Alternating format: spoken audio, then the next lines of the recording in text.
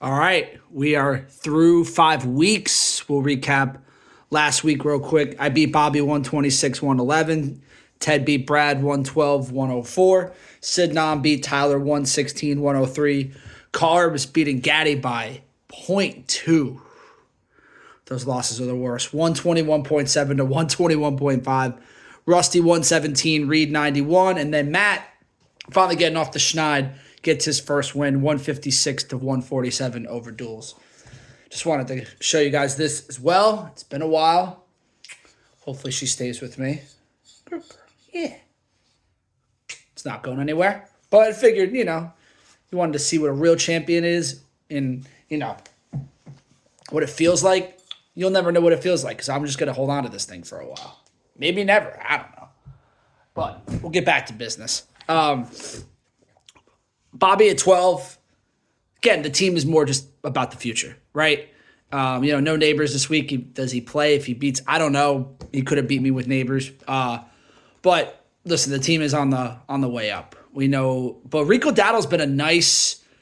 We got 20 carries, 87 yards the other day against the Steelers. So is he becoming back number one there, where they can kind of see to get him some more targets? Could be interesting moving forward.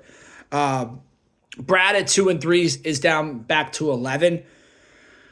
Nico Collins getting hurt in this game was a huge loss for the Texans, and it could be a huge loss for Brad because then not have McCaffrey, and then now you don't have your best player in Nico Collins.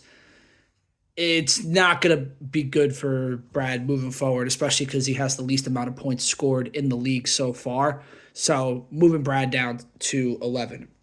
Rusty at 10, stay at 10. Says the second least amount of points scored, but you did get a win against Reed's team, who had basically everybody on a bye, but a win's a win. 117 still a good score. Can his team get hot and keep it up? It's going to be interesting to see. I feel like there's at least 9 to 10 teams that kind of make the playoffs. I feel like Rusty might be on that bubble. But we got to see how the team kind of performs. And there was maybe some trade talks, and nothing ever came to fruition, but it could. So we'll see. A lot of time still left there. Matt at 9. I know he's at 12 last week, but listen, Matt still has put up, he's 6th in points scored in the league, has the most points against, and it's a big margin. But the two things you look away from is like, hey, Brandon Ayuk fucking finally, and DeAndre Swift, who's been really good the last 2 weeks. You get those two guys back, and then if Laporta does anything, productive, he really hasn't done much this year. Matt's team could be really good, but again, you have over 700 points against in the 5 weeks. That's just a tough break for anybody. Dooley at 8.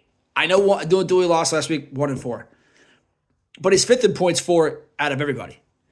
And when you look at the team, you see Tucker Kraft in there, who had an awesome week. Could be, a big-time tight end there over there in Green Bay. It's been good lately. Brian Robinson I really like. Obviously, Jamar Chase is a stud. The team is really good. There's been some bad luck. You lose to the guy, you scored the second most points in the league that week. You lose to the guy who scored the most. That's going to happen. That's fantasy, unfortunately. And Dooley's lost some close games. So I look at Dooley's team, and I think, 1 and 4, okay, but I still think that there's a lot of potential with what he has. And then, of course, you got Isaiah Pacheco coming back at some point to add to that running back room. So I really like this all coming together for Dooley here. Sidnam at 7. Joe Burrow is going to score a lot of points because the Bengals defense is trash. And you have that combo there. I mean, he's got Kirk Cousins on the bench too, so you got a couple of good quarterbacks there. See if the rest of the team can step up, and still 3 and 2, gets a big win over Tyler this week. So that's why I keep Sidnam there at 7. Carbs at 6. Him and Ted are a coin flip between 5 and 6, but I think Carbs winning this matchup with number 1 Gaddy. That's his first loss of the year.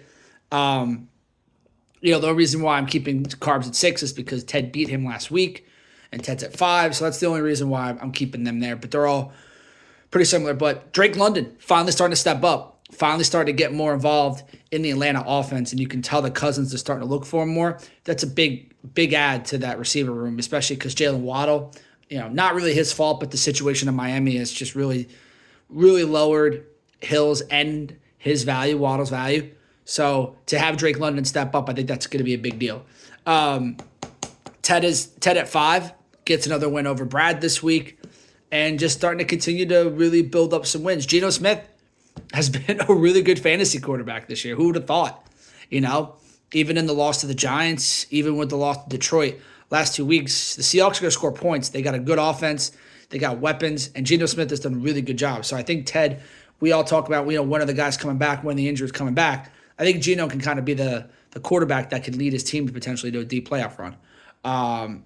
Reed at 4 after winning the first 3 games, losses the last 2 weeks. Now, keep in mind, big bye week last week for Reed. He had a ton of guys out. You had Amon-Ra out. You had Devontae Smith out. I think there were some other guys too but it was a big bye week for Reed. So he'll start to get, his full team back. But, to lose the last back-to-back weeks, the scoring hasn't been there. Still think his team's very good, but, was at 3, got to move him down to 4. I'm sticking myself at 3 here. 4-1. Teams played really well. I've had some favorable luck in points against me and Gaddy. I have the least amount of points scored against us, somewhere in the low 500s, so that's helped. But I have put up the third most points in the league 4, and Brian Thomas Jr. has been a stud, and I think he's going to be a big part of my team moving forward too, and maybe with Mixon coming back too. The whole team's kind of just been solid. Tyler's still at 2, still first in points 4, but again, it's the big weeks, it's the slow weeks. No Saquon this week bye, so maybe that deters, maybe that changes things a little bit with him long term. But I'll stick to Tyler at 2, and I'll stick Gaddy at 1. I think it's close between really us 4 at the top.